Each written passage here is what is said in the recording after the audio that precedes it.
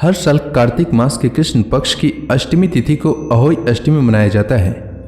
इस व्रत में अहोई माता के साथ भगवान शिव और माता पार्वती की पूजा की जाती है। इस दिन माताएं दिन भर निर्जला व्रत रखती हैं और रात को तारों को देखकर व्रत खोलती हैं। इस दिन माताएं माता पार्वती के अहोई स्वरूप की आराधना करती हैं और अपने बच्चों की लंबी उम्र के लिए पूरे दिन निर्जला उपवास रखती हैं। शाम के समय आकाश में तारे देखने और अर्घ देने के बाद माताएं व्रत का पालन करती हैं। आइए जानते हैं अहोई अष्टमी किस दिन है, पूजा का शुभ मुहूर्त क्या है और पूजा विधि के बारे में। तो अष्टमी तिथि का प्रारंभ 5 नवंबर को रात 12:59 से होगा और अष्टमी तिथि की समाप्ति 6 नवंबर को सुबह 3:18 तक होगा। अहोई अष्टमी का व्रत 5 नवंबर को रखा जाएगा। 5 नवंबर को अहोई अष्टमी पूजा मुहूर्त शाम 5:33 से शाम 6:52 तक रहेगा।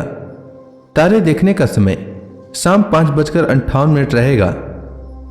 अहोई अष्टमी के दिन चंद्रोदय 6 नवंबर को रात 12:02 पर होगा। सूर्योदय इस दिन सुबह 6:36 पर होगा और सूर्यास्त शाम 5:33 तक होगा। अब आइए जानते हैं अहोई अष्टमी की पूजा विधि के बारे में। अहोई अष्टमी के दिन माताएं सूर्योदय से पूर्व स्नान करके व्रत रखने का संकल्प लें। अहोई माता की पूजा के लिए दीवार या कागज पर गेहूं से अहोई माता का चित्र बनाएं और साथ ही से और उसके 7 पुत्रों का चित्र बनाएं। सायंकाल के समय पूजन के लिए अहोई माता के चित्र के सामने एक चौकी रखकर उस पर जल से भरा कलश रखें। तत्पश्चात रोली चावल से माता की पूजा करें। मीठे पुए या आटे के हलवे का भोग लगाएं। कलश पर स्वास्तिक बना लें और हाथ में गेहूं के 7 दाने लेकर अहोई माता की कथा सुने। इसके उपरांत तारों को अर्घ देकर अपने से बड़ों के चरण स्पर्श कर आशीर्वाद लें। संतान का सुख पाने के लिए इस दिन अहोई माता और शिव जी को दूध भात का भोग लगाएं। चांदी की 9 मोतियां लेकर लाल धागे में पिरोकर माला बनाएं। अहोई माता को माला अर्पित करें और संतान को संतान प्राप्ति की प्रार्थना करें।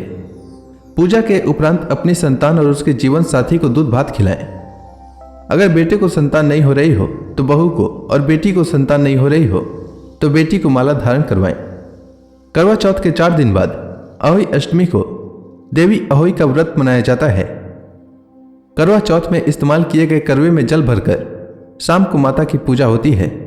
इसके बाद कथा के बाद उन्हें फल, फूल और मिठाई भोग लगाते हैं। रात में तारों को करवे से अर्घ देने के बाद रात में व्रत का समापन किया जाता है।